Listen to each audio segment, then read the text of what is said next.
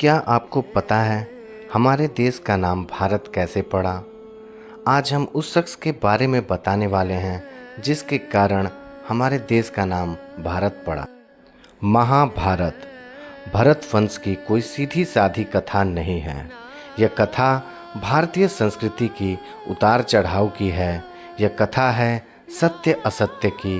यह कथा है अंधेरे से जूझने वाले उजाले की।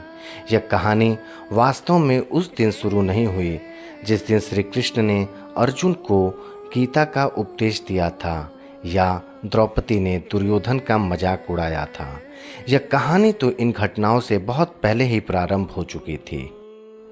भरत प्राचीन भारत के एक चक्रवर्ती सम्राट थे जो कि राजा दुष्यंत तथा रानी शकुंतला के पुत्र थे। अंत एक चंद्रवंशी राजपूत राजा थे।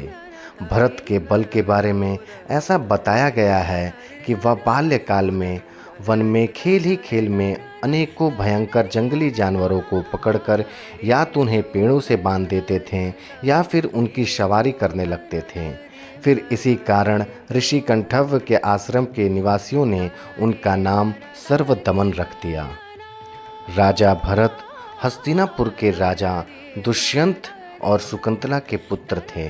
शकुंतला के पिता का नाम विश्वामित्र था। दुष्यंत गंधर्व राजकुमार से उन्होंने शकुंतला से विवाह किया था, लेकिन बाद में एक श्राप के कारणवश उन्हें भूल गए। परंतु एक समय के बाद एक अपनी अंगूठी के कारण शकुंतला उन्हें फिर से याद आ गई और वो सत्कार पूर्वक शकुंतला और अपने पुत्र भरत को लेकर वापस अपने राज्य आ गए। वहीं भरत आगे चलकर चक्रवर्ती के नाम से हस्तिनापुर के राजा बने। आज हमारे देश का नाम भारत इन्हीं के नाम के ऊपर रखा गया। सिंहों के साथ बचपन में खेला करते थे। ऐसे महावीर शक्तिशाली और पराक्रमी राजा थे जिन्होंने देश की सीमा को हिमालय से सागर तक कर दिया था। उनका जन्म इसी स्थान इसी आश्रम में हुआ था। उस काल में यह जगह दूर दूर तक घना जंगल हुआ करता था। यह आश्रम जिला गाजीपुर के करंडा क्षेत्र के अंतर्गत आता है, जिसका नाम मौनी बाबा आश्रम है।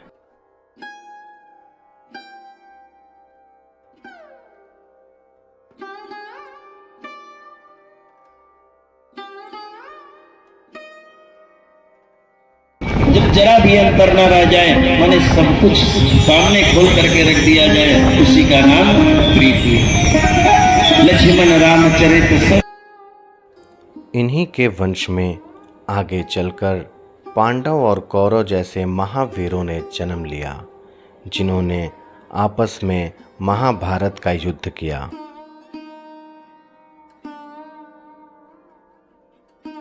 इस आश्रम में आज भी सैकड़ों की तादाद में श्रद्धालु दर्शन और पूजा हेतु आते रहते हैं।